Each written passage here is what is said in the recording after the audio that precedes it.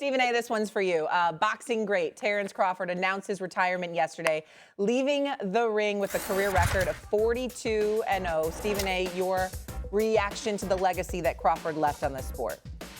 One of the greatest boxers ever, a champion personified, undefeated, spectacular in a lot of different ways. Listen, the bottom line is he's special. Pound for pound, he's the best in the world at this particular moment in time. There is no doubt about it, and he's going out on top. He deserves it.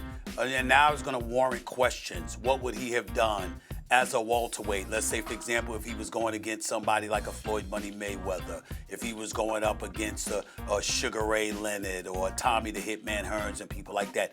He's in that conversation where you're asking those questions. Some people would pick him to win, others would say no because his boxing brilliance is undeniable. And for him to go out and to beat, step up to super middleweight and to beat Saul Canelo Alvarez says a lot about him. The only thing that I would say is that I really, really wish there were two fighters that I wished that he had fought. I wish that he had fought the Charlo at the junior middleweight division because obviously they don't like him. They love Errol Spence, and he destroyed Errol Spence.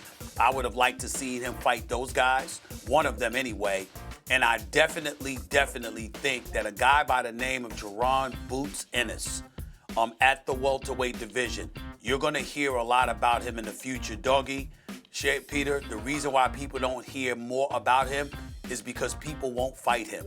At some point in time, when you are spectacular, as Jaron Boots Ennis is, you deserve a mega fight.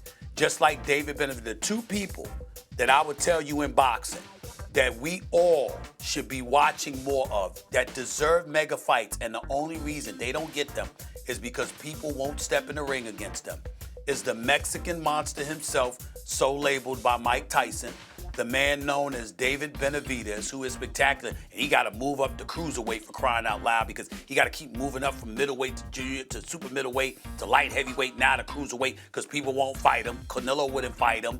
And Jaron Boots Ennis, who wanted to fight a Terence Crawford, who should be getting super fights. This brother is special, and we need to recognize that, and he deserves to be seen, and he deserves a mega fight. This is why we look at Dana White, and we love the UFC so much because of what Dana White has meant to it. Because the number one gift that Dana White brings to the table is that he will make sure that if you want to see a fight, if the public at large wants to see a fight, he will prioritize making sure you get to see that fight. That's Dana White. The promoters have hijacked boxing, and as a result, they deny us the opportunity to see these great guys in mega fights, and it's a damn shame. That's why Jake Paul is so relevant, because he's found a way to bypass promoters and make money in the boxing rings instead of being a prisoner to the promoters. Even though he didn't fight anybody, he's about to fight Anthony Joshua, and we'll see what happens with that. Anthony Joshua should knock him into tomorrow because he's the bigger fighter with incredible power, but he's got a glass jaw. So if Jake Paul catches him, who knows? But we want to see the fights that we want to see when we want to see them. And boxing doesn't give us that. And two people who have suffered the most is Jaron Boots Ennis and David Benavidez. But that's not Terence Crawford's fault.